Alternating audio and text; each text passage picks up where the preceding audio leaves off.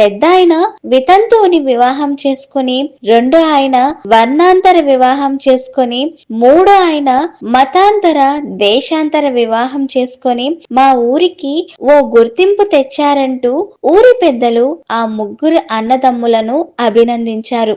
1941లో ప్రభుత్వం కమ్యూనిస్టు పార్టీపై విధించిన నిషేధాన్ని తొలగించింది. అజ్ఞాతవాసంలో ఉన్న కామ్రేడ్స్ అంతా బయటకొచ్చారు. సీతారామయ్య వస్తున్నాడన్న వార్త విని మా నాన్న నిశ్చింతగా ఈ లోకాన్ని విడిచి వెళ్లిపోయారు. పామరులోని మా బంధువులంతా వచ్చారు. మా అత్తమామలు మా నాన్న అంత్యక్రియలు జరిపించారు. పుట్టి పెరిగిన ఊళ్ళో మరణించక జొన్నపాడులో మరణించాడని మా మేనత్తలు బాధపడ్డారు. మా అమ్మని బంధువులంతా కలిసి విధవను చేస్తారని మా తమ్ముడు నేను ఏడ్చాము.